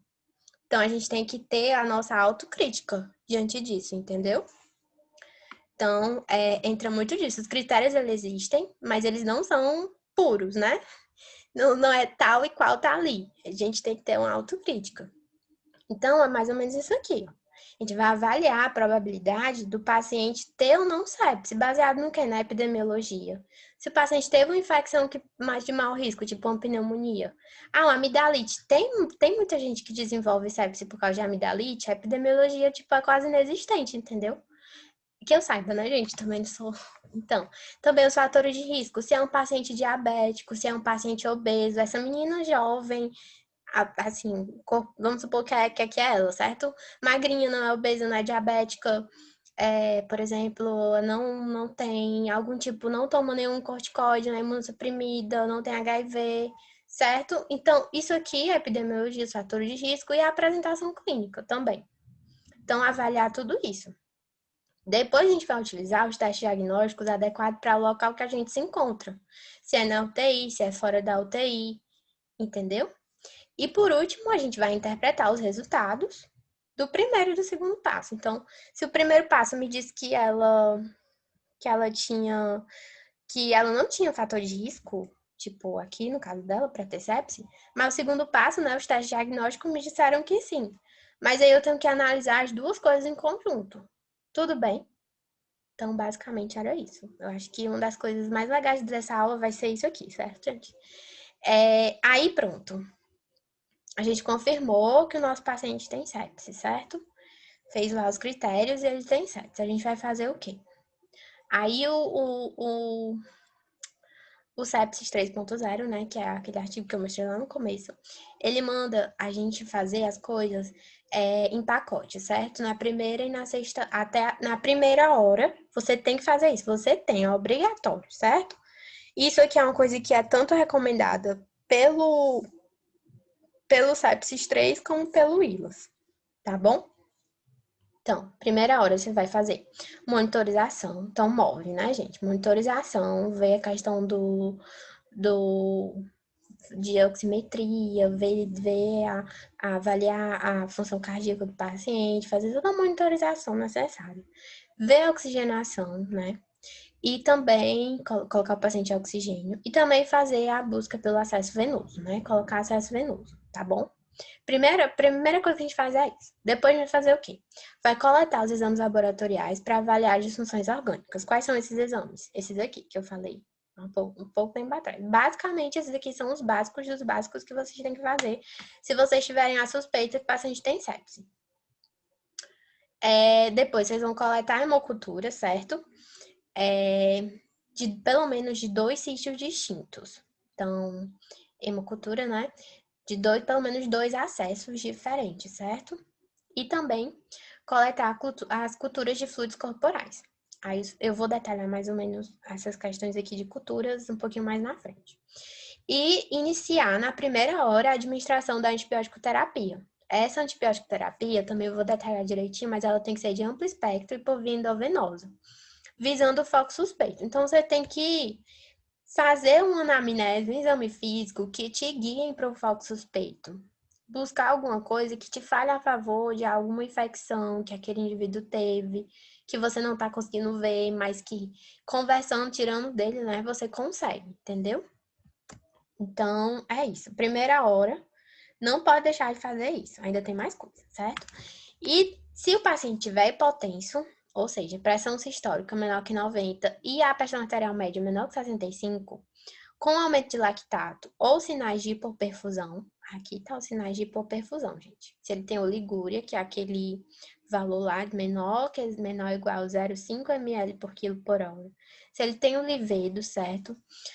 Se ele tem enchimento capilar lentificado, se ele tem alteração do nível de consciência ou lactato arterial feito pela gasometria maior do que 2 vezes o valor de referência. Então, se ele tem a hipotensão, aumento de lactato, sinais de perfusão, hipoperfusão, você tem que fazer isso aqui, que é iniciar a ressuscitação volêmica. Dar soro pro paciente. Você tem que fazer isso, senão ele vai morrer. É tipo isso, entendeu? Antibiótico e soro é uma coisa que vocês não podem deixar de fazer na sepse. E claro, coletar hemoculturas e as culturas. Mas, tipo, se não der pra fazer, você não vai adiar o tratamento do paciente por causa disso. Então, volume, primeira coisa. Lá no acesso venoso, você já pegou aqui no V, pegou o acesso, já vai colocando soro. Aí eu vou dizer como é que você vai colocar. E se após essa ressuscitação volêmica, a pressão arterial média, gente, é isso aqui, certo? Eu ainda não falei, mas eu vou falar. É 2 vezes a diastólica, mais a pressão sistólica, tudo dividido por 3. Isso é a pressão arterial média. Se ela se mantiver abaixo de 65, você vai iniciar a principal droga, que é a noradrenalina, para o choque séptico, certo? Pronto. Aí a questão da ressuscitação volêmica. Você vai fazer, vou detalhar aqui também, mais na frente. Pronto, peraí. Você vai fazer em bolos. O que é em bolos? É de uma vez. Tipo assim, você vai pegar o acesso, vai colocar o soro e vai apertar o soro até ele entrar o máximo que puder. Tipo isso. Não é aquelas gotinhas esperando não sei quantas horas para entrar o soro. Não. É de uma vez. Você faz bolos de 500 ml. Aí o Sepsis 3, ele manda a gente fazer isso por até 3 horas, certo? Mas os bolos, certo? Aí assim, após cada bolos desse, você vai avaliar clínica e hemodinamicamente. Se você viu que a pressão arterial, a pressão média se normalizou, você para o bolos. Se você viu que a perfusão também, né? Os sinais de hiperperfusão não estão presentes, você para o bolos. Então, é aí. Você tem que fazer e avaliar, não é só ir fazendo até o paciente ter um edema pulmonar, algo assim, não. Você reavalia, faz toda a questão da ausculta. Às vezes, se o paciente infunde muito volume, ele pode ter um negócio que ele chama de edema pulmonar. Então, você vai fazer toda a ausculta, vai avaliar a pressão, para ver se ele está respondendo àquele líquido que você está injetando. Certo? Então, ó, se a pressão arterial, a perfusão for aceitáveis, você para, tá bom? A questão das culturas. As culturas você tem que obter antes da terapia antimicrobiana. Por quê? Porque, né, quando a gente já infunde, já vai ter essa morte, né, dos micro-organismos. Pode ser que a gente não consiga achar alguma coisa. Mas, assim, você vai esperar no máximo 45 minutos para realizar a cultura e administrar o antibiótico. Se você está esperando a cultura e alguém te disse que vai demorar 1h30, você não vai esperar, você vai fazer um antibiótico, entendeu? Para garantir a vida do paciente. Todos os locais para culturas, né? Eles são considerados como origem de potenciais de infecção. Então, sangue, líquido cefalorraquidiano, urina, feridas que o paciente venha a ter, secreções respiratórias e outros fluidos, né? São considerados como locais para você fazer a cultura. Só que você tem que decidir, tipo, você tem que ser criterioso, quais são os locais que você vai fazer. Então, é aquele foco que você suspeita. O paciente, eu tô com suspeita que ele tem uma pneumonia, então eu vou fazer uma cultura da questão de secreções, pronto. Considerar também história e exame clínico para coleta de culturas. Então, você colheu, viu que o paciente estava com história de infecção urinária. Então, você vai fazer uma cultura, né? Uma urocultura, que é a cultura da urina. Cultura PAN, que é você fazer a cultura de tudo isso aqui, é totalmente contraindicado pelo consenso, né? Por quê? Porque pode afetar o manejo adequado do antibiótico. Às vezes você acha uma coisa que... Uma presença de micro-organismos que não foi o que ocasionou o quadro séptico. Mas por você achar, você acaba tratando também. Então, assim, a gente acaba tratando coisa desnecessária, né? Então, você vai ter que fazer, ó, como mostra aqui. 2 ou mais conjuntos. Então, aqui é um frasquinho para anaeróbio, o outro para aeróbio. É os dois, certo? E hemoculturas de 2 locais distintos. Especificamente aqui, hemocultura, certo, gente? Aqui também, antes do início do antibiótico. Em paciente com catéter, né, intravenoso, que está há mais de 48 horas, em que você não tem a suspeita de outro sítio infeccioso, você tem que fazer a cultura também do local, do catéter, né? E as culturas periféricas, certo? Então, a primeira hora a gente viu, né, que faz aqueles processos e dentre eles estava a coleta da cultura, da hemocultura e a infusão de volume. Como eu falei que eu ia detalhar, é isso aqui que eu vou fazer agora, certo, gente? Se tem sinal de hiperperfusão, se tem alguma disfunção orgânica, se tem diminuição da PA ou aumento do lactato, certo? Qualquer coisa dessa é considerado um sinal de hipoperfusão. Aí você vai ter que fazer a infusão de volume na primeira hora. Então, você começa de imediato, a dose é 30 ml quilo, cristalóide. O que é recomendado pelo consenso, esse aqui, é cristalóide. Por quê? Porque solução escolóides, né, albuminas, essas coisas assim, elas não têm, os estudos, né, a revisão que eles fizeram não mostraram que infundir albumina melhora a mortalidade. Então, não, vamos fazer o cristalóide. Principalmente ringer lactato. Por quê? Porque o ringer lactato, ele tem menor quantidade de sódio, diferente da solução fisiológica, né, NaCl09. Então, ele causa menor quantidade de sódio, não, gente, menor quantidade de cloro. Então, ele vai causar menos um negócio que chama acidose hiperclorêmica, que é uma complicação da sepse e tudo mais. Então, por isso, eles recomendam que faça cristalóide, preferência ringer lactato, nas primeiras 3 horas. Aí, como que faz, eu já falei, né, gente? Faz um bolo, certo? 500 ml e avalia. Faz e avalia. A dose é 30 ml quilos e avalia, certo? E depois você reavalia cada bolo de 500 ml. Pronto, é isso mesmo, certo? Pronto. Quanto à terapia antimicrobiana, o consenso fala isso aqui, certo? Seja iniciado o mais rápido possível após o reconhecimento dentro de 1 hora para sepsis e para choque séptico. Então, como ele fala, tem uma recomendação forte. Então, isso aqui reduz mortalidade, entendeu? Então, você tem que fazer. Porque a cada atraso na hora a cada atraso de 1 hora, para você administrar um antibiótico, você aumenta o risco de mortalidade do seu paciente, certo? E ao escolher o antibiótico, né? Isso aqui eu achei, assim, bem... Eu botei, mas, assim, não é uma coisa, assim, que a gente precisa internalizar agora. Mas, por exemplo, alguns agentes antimicrobianos, por exemplo, se o paciente está muito chocado, você não conseguiu pegar um acesso e você quer fazer logo um antibiótico, tem alguns que podem ser feitos de forma... Ou então...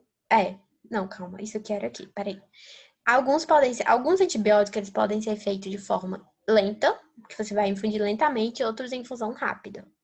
Alguns beta-lactâmicos, eles podem ser feitos em infusão rápida, então rapidamente você administra, o que vai te ajudar na resposta clínica rápida do paciente, certo?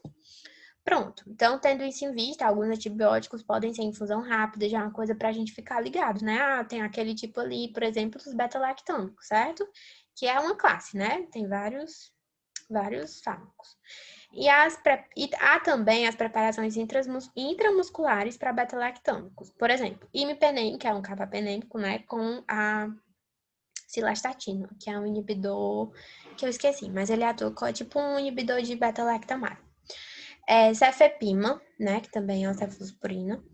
E também não, que é uma cefalosporina, ceftriaxona, ertapenem, aqui é 4ª ou 3ª geração, enfim, são fármacos mais potentes, certo?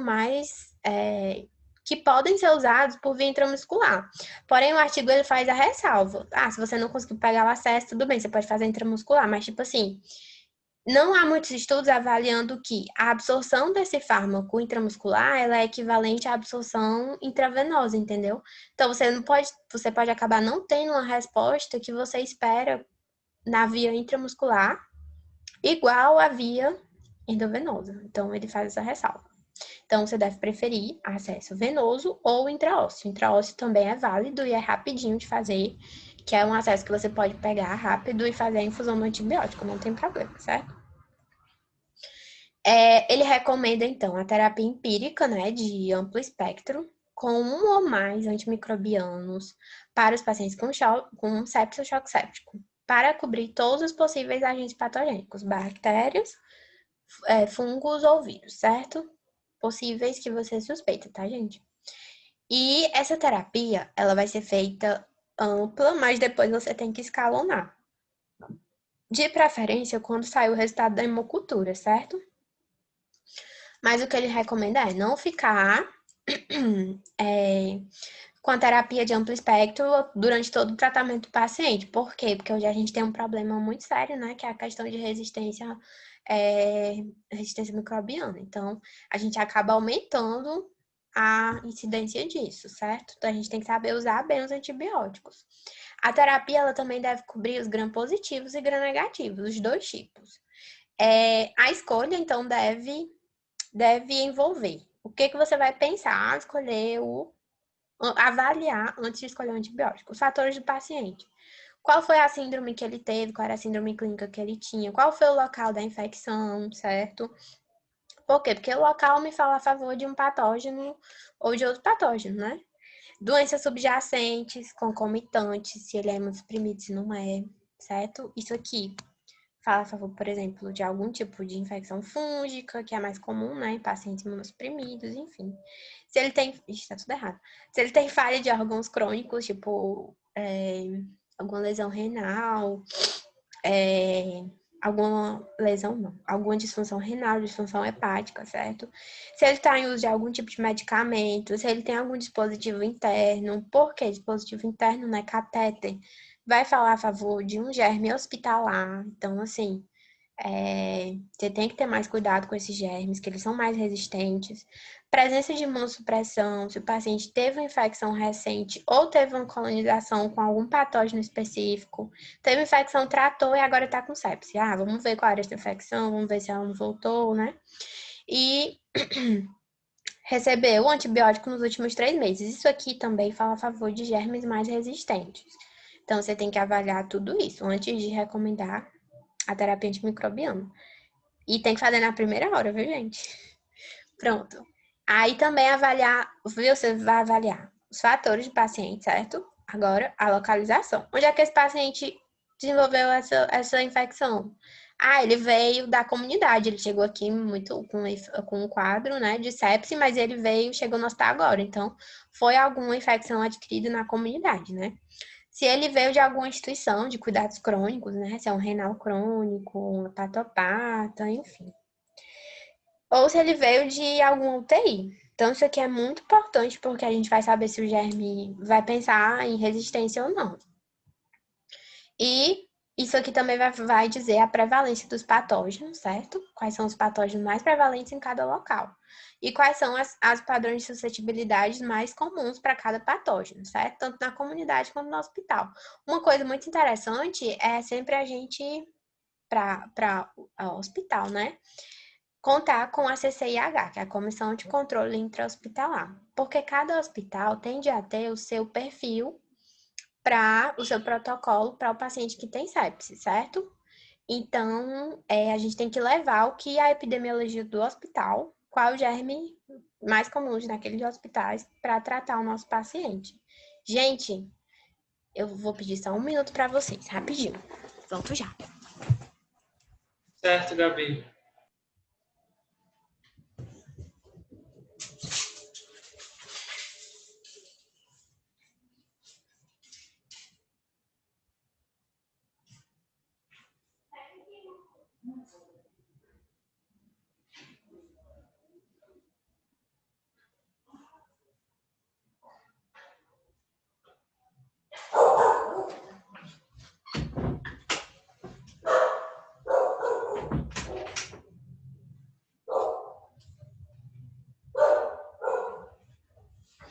Pronto.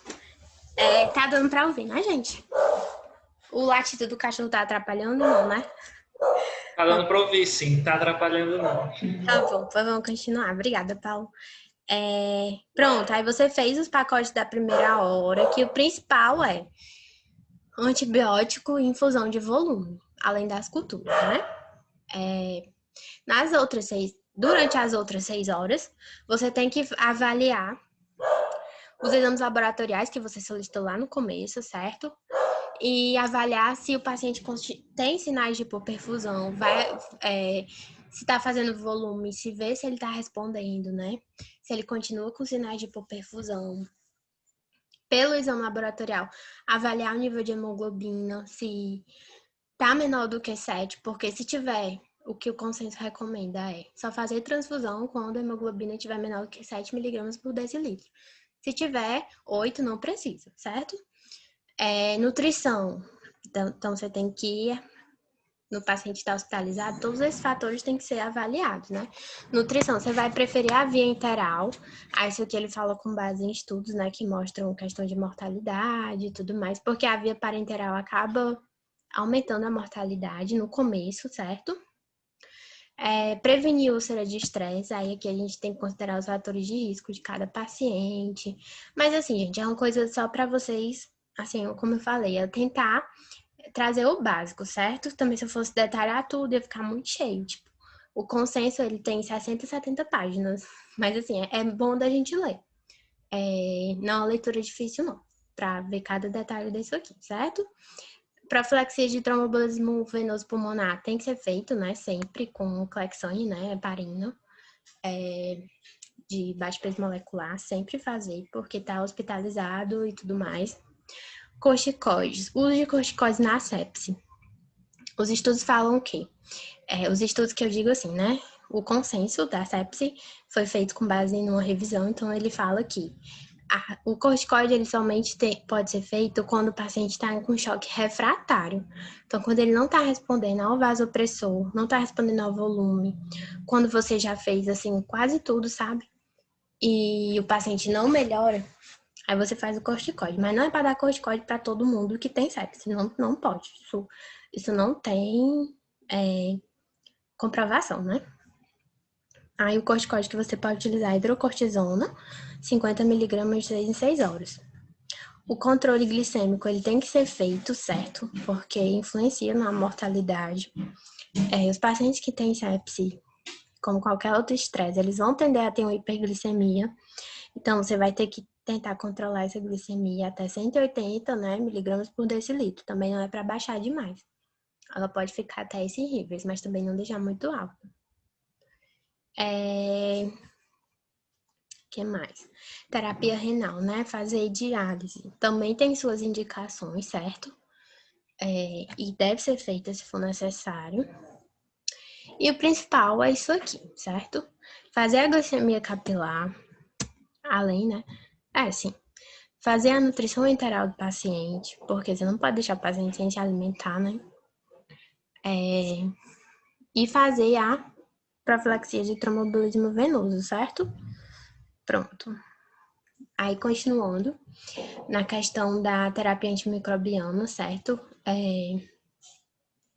Considerar que tem que levar em consideração germes gram-positivos, gram-negativos e micro-organismos mistos, né? Que são outras classes de micro-organismos. Considerar também algum tipo de candidíase invasiva, síndrome de choque tóxico e outros patógenos incomuns, a depender da situação do seu paciente. Pacientes neutropênicos são pacientes que tendem a ser, por exemplo, muito imunossuprimidos, né? Que fazem tratamento com quimioterapia, que tem algumas doenças específicas. Eles têm maior chance de ter patógenos resistentes e cândida. Então, sempre que você vê um paciente neutropênico, lembrar disso aqui, certo? Gram-negativos resistentes e cândida, que é um fungo, né? Pacientes com aquisição nosocomial, né, de infecção, a principal causa de sepsis neles é Staphylococcus aureus e resistentes à meticilina, certo? Então, lembrar disso também. E também, você pode encontrar enterococcus resistentes à vancomicina nesse paciente, certo?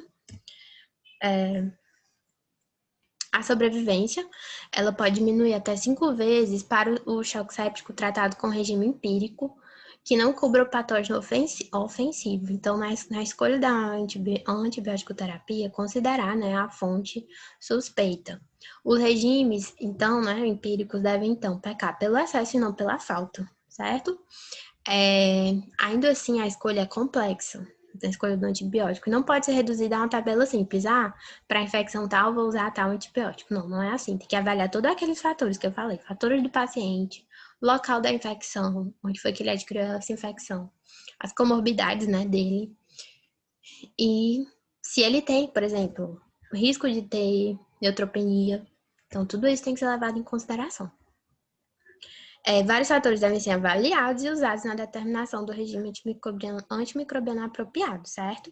Em cada centro médico para cada paciente. Aí também outra coisa, eu não sei como funciona, porque eu nunca fiz isso na prática, mas CCIH também você tem que se comunicar, né, para saber uma opinião, assim, dos antibióticos para germes, por exemplo, germes multiresistentes naquele hospital, certo? Pronto. E alguns fatores que vão auxiliar a gente na escolha da terapia antimicrobiana o artigo trazia, certo? Primeiro, é o local anatômico da infecção em relação ao perfil típico de patógenos. Então, assim, o local daquela infecção e o que é mais típico, né? E também saber qual antimicrobiano é mais efetivo para penetrar no local que a gente quer que ele chegue, né? Porque aí também não adianta a gente dar, por exemplo, se a infecção é nível do sistema nervoso central, dar um antibiótico que não chega lá. Não adianta, certo? Patógenos também, saber os patógenos mais prevalentes dentro da comunidade, no hospital e na enfermaria. Então, isso aqui depende de uma comissão no hospital para dizer isso aqui pra gente também, certo? Os padrões de resistência desses patógenos, certo? Tem um tipo de patógenos mais comuns, por exemplo, são estefilários resistentes à meticilina. Então, eu sei que tem muito, então eu tenho que levar isso em consideração.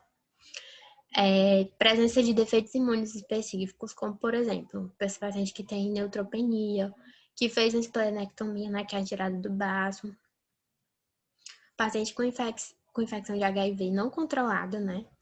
Ou com defeitos adquiridos ou congênitos de imunoglobulinos do sistema complemento, ou com algum defeito de produção e função de leucócitos.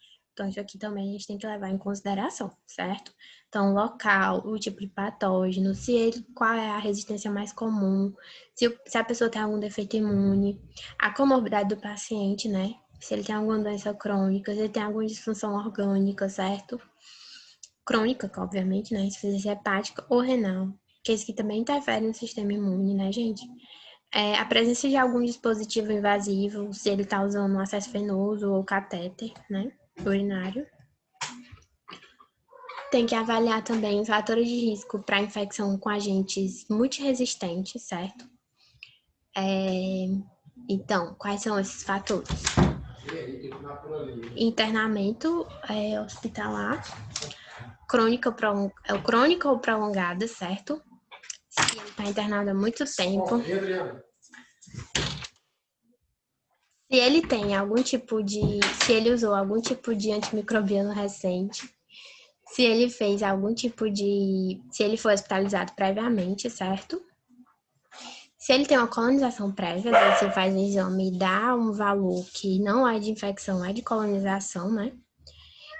Se ele tem infecção, já teve outra com organismos multiresistentes, ou se ele teve choque séptico. Com isso, não é possível, certo? A recomendação de qualquer regime para sepse e choque séptico, certo? Então, assim, tem que levar tudo isso em consideração. Não é só dar qualquer remédio que pega tudo e vai dar certo, não, certo, gente? Pronto. Os regimes mais utilizados. Aí eu vou falar um pouquinho da questão dos antibióticos. Vai ser carbapenêmicos de amplo espectro. Quais são eles? Meropenem, imipenem, com cilastatina, né? Ou é inibidor de carbapenemase, gente, não é de beta-lactamase. Ou doripenema, certo? Que é a mesma coisa disso aqui. Combinações de penicilina de espectro aumentado com inibidor de beta-lactamase, por exemplo, piperacilina com tazobactam, ticarcilina com clavulanato, certo? Ou cefalosporinas de terceira ou de quarta geração. Esses são, assim, os mais utilizados. Por quê? Porque são amplo espectro, porque tem boa penetração, são mais fáceis, por exemplo, beta-lactâmicos podem fazer infusão rápida. Então, né, todos aqui são beta-lactâmicos, né? O regime específico, ele deve ser modificado, certo? Pelo local anatômico, por exemplo, você fez a cultura e viu que deu um tipo de germe mais específico. Então, você vai escalonar esse antibiótico, certo?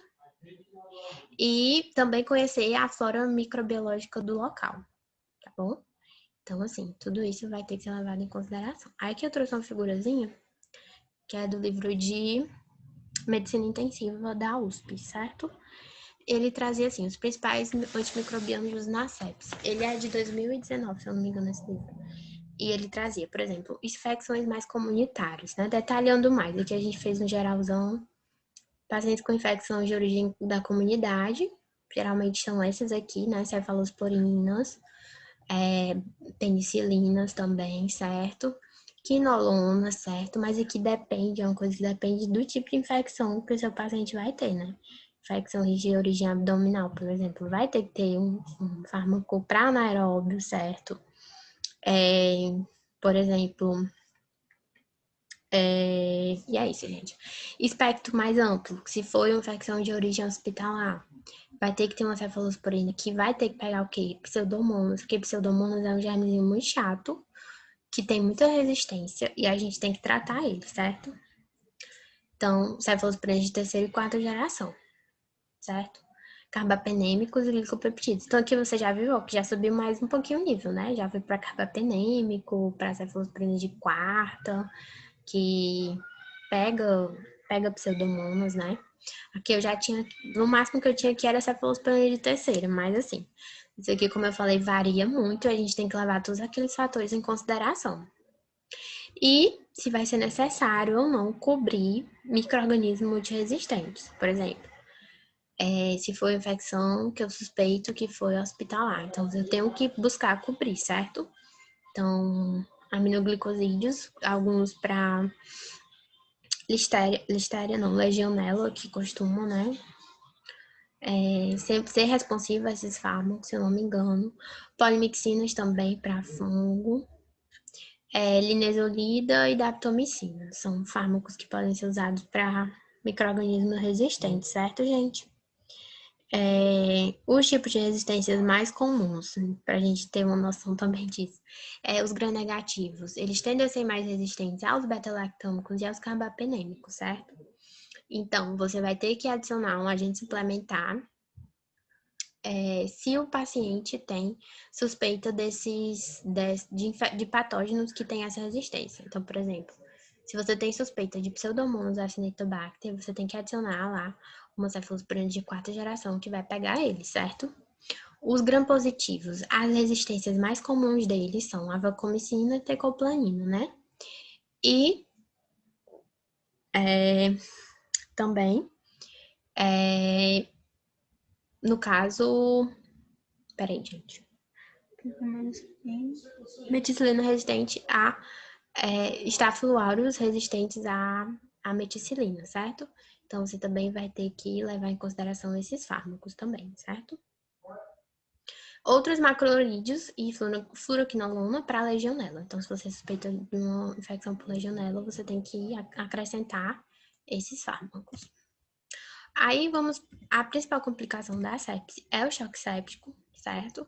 E o choque séptico, quando ele acontece, a chance de mortalidade aumenta para 40%. Então, assim, se ter sepse, a chance de mortalidade é 14%, ter choque séptico é quase metade. Então, é um quadro muito grave, que a gente tem que... Por isso que a gente tem que fazer todos aqueles cuidados na primeira hora, ter a monitorização direitinho desse paciente, senão a gente vai acabar deixando ele evoluir para um desfecho ruim, né? A gente não quer isso, certo? Então, o que é o choque séptico? De acordo com o consenso, sepsis 3, certo, gente?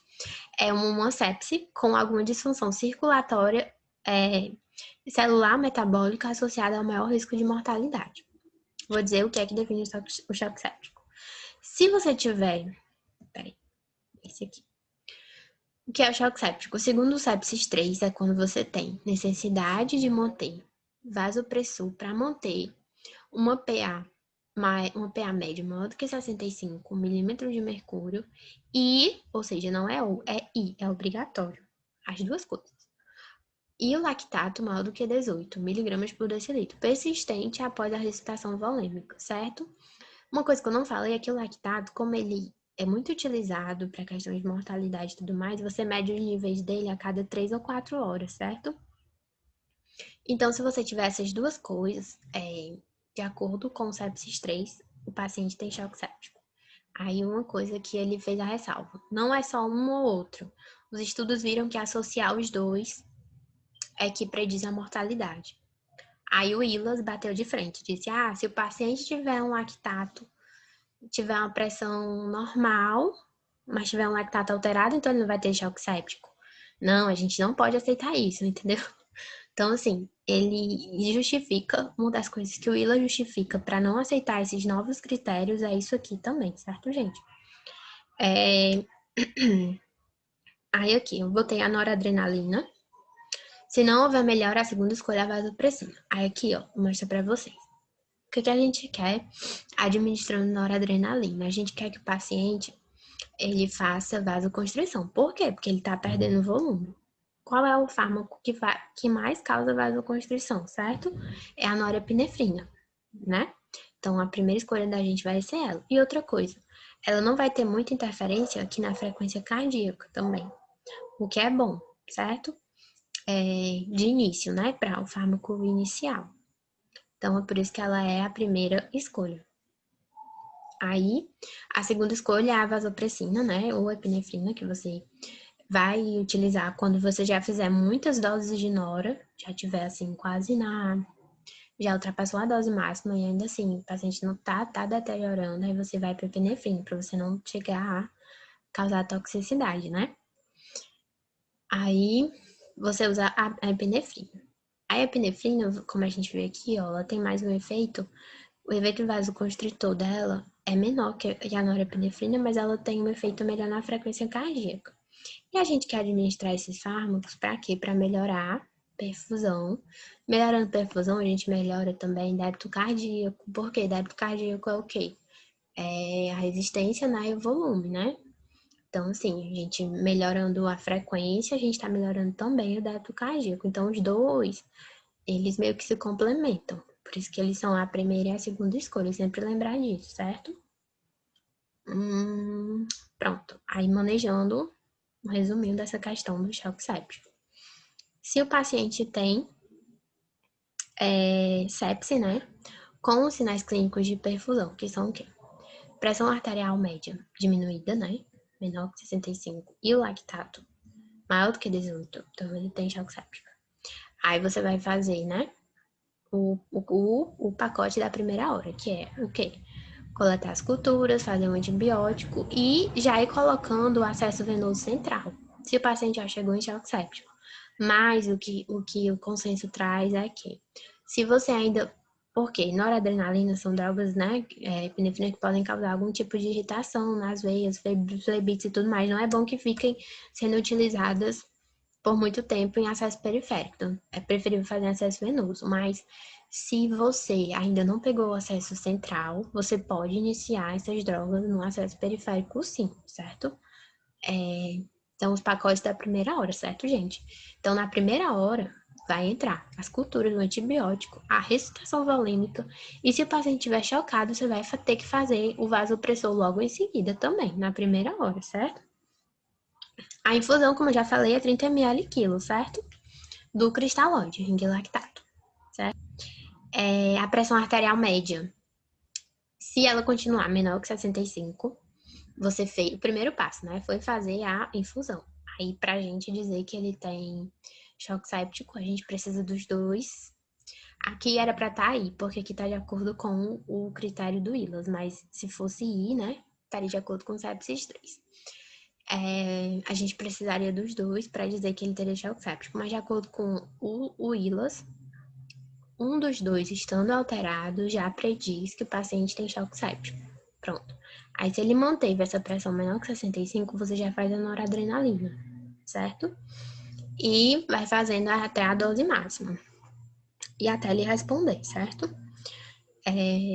Se esses parâmetros I/O, né, estão alterados, de forma prática, é melhor pra gente estudar assim, porque a gente pega os dois consensos, né? Considerar tanto a pressão arterial a média, como o lactato. E usar também os parâmetros laboratoriais ou clínicos e as variáveis hemodinâmicas para avaliar a necessidade adicional de fluidos. Aí, quais são os parâmetros laboratoriais ou clínicos? A saturação venosa central de O2, para ver, né, essa questão da perfusão, os níveis de lactato, pressão venosa central, tempo de enchimento capilar, livedo. Então, avaliar tudo isso no paciente com choque séptico, certo? Para você predizer ou não se ele vai precisar de outras terapias, para você conseguir acompanhar melhor a evolução. uma coisa que o artigo, o consenso traz, se vocês forem ler, que eu recomendo assim, é importante, né? É essa questão das medidas dinâmicas e medidas estáticas, né? Pressão venosa central, então ele recomenda, por exemplo, que se faça ultrassom para avaliar essa questão da distensão da veia cava, para ver se o paciente está perfundindo bem. Então, assim, é uma série de coisas novas que eu acho que, assim, não sei, acho que não é muito incorporada à prática clínica, mas lá na frente, né, não é que lá na frente a gente vai saber, mas, tipo, é bom que a gente saia sabendo disso para saber o mais correto, né, o mais atual. Porque principalmente nesse assunto de sepse, a nossa atuação vai interferir na mortalidade. A gente sabe o melhor, né, para o paciente é muito importante, certo? Então, assim, resumindo, em 15 passos, né? Entender o problema, entender que a sepse é uma doença que mata muito, certo? Que precisa de ações rápidas, né? Reconhecer quem tem mais chance de desenvolver sepse, então aqueles fatores de risco que eu falei, paciente hospitalizado, paciente com imunossupressão, certo? Diferenciar aqueles conceitos iniciais, que é a bacteremia. Ah, se você pegar um paciente com bacteremia, você vai dizer que ele tem sepse? Não, porque sepse é outra coisa, como a gente viu, né, gente? Da sepse grave e do choque séptico, certo? Suspeitados pacientes corretos. Então, a menina lá com amidalite, com critério de Cires, ela não tem sepse, porque dificilmente alguém vai ter sepse por amidalite. As pessoas têm sepse mais, por quê? Por ter uma pneumonia, alguma infecção do trato urinário, infecções intraabdominais e tudo mais. Diagnosticar quem tem e descartar quem não tem sepse, certo? Tá dentro disso aqui, né? Dê os primeiros passos após o diagnóstico. Então, a primeira hora, né? A primeira hora, tipo, a hora de ouro, né? A hora que vai fazer toda a diferença quando a gente conseguir atender, né? Aquele paciente. Infundir a hidratação venosa corretamente, ou seja, fazer 30 ml quilo e após cada infusão, avaliar a resposta, avaliar a pressão arterial, né?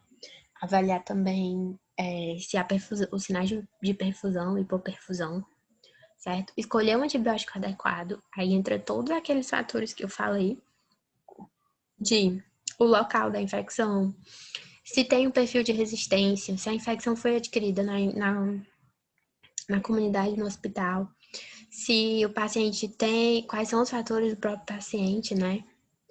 Então, tudo isso, né? Controlar também o foco, né, da infecção, claro. Manter os parâmetros ventilatórios satisfatórios.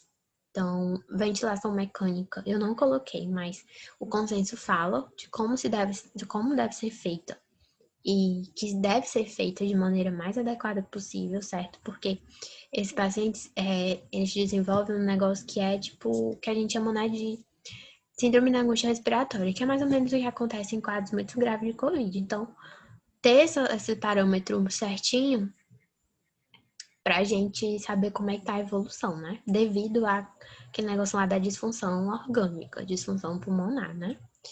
Fazer a prescrição completa. Aí aqui entra lá os fatores dos pacotes das 6 horas. Nutrição, profilaxias de úlceras, profilaxia de tromboembolismo.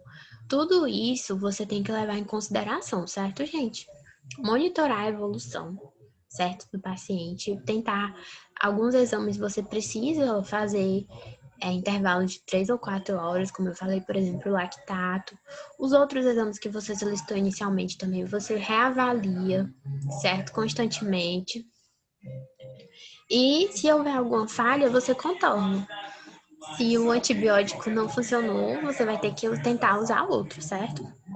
E desescalonar o antibiótico. E uma coisa que eu não falei, mas que tá lá no consenso o antibiótico é 7 a 10 dias para o paciente que teve sepse. Se fizer mais, não tem estudos que comprovem que tem benefício, não tem. É 7 a 10 dias. Porque a gente não tem que evitar, né, usar antibiótico de qualquer jeito por causa de resistência, certo, gente? E prosseguir, né, após a melhora clínica. Então, manter o antibiótico por tantos dias e tudo mais. Rever o prognóstico. Então, por exemplo, o Quicksolve ajuda na questão do prognóstico para os pacientes da UTI, mas ele também vai te dizer se o teu paciente da enfermaria vai precisar ir para a UTI, porque ele avalia também. Se tu tá com um paciente que tá, assim, mais duvidoso e tu acha que ele precisa ir pra UTI, se o Quicksolve disser que ele precisa, então você leva. É tipo isso, entendeu? Ele ajuda muito nisso, o consenso fala isso. Então, basicamente, era isso que eu queria trazer pra vocês, certo? Eu não coloquei questões porque essa semana foi corrida, enfim. Mas eu vou compartilhar com vocês o consenso, certo? O artigo, que me ajudou muito, e é em português, gente, não é em inglês. É, para vocês darem assim, uma olhadinha. Tipo, ele é amplo, mas no final ele tem um resumo de tudo. Então, assim, se vocês não quiserem ler as 60 páginas, quiserem ler só as 15, que é o resumo, dá certo também, tá? Então, basicamente era isso. Obrigada, viu, gente? Alguma dúvida? Deixa eu ver aqui o chat. Parabéns, Gabi. Adorei a aula. Foi muito boa. Tá bom, obrigada, Paulo.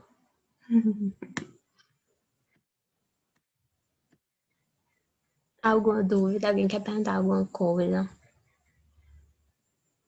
Quer rever algum conceito? É muita coisa, né, gente? Mas é isso. Foi ótimo, Gabi. Muito esclarecedor.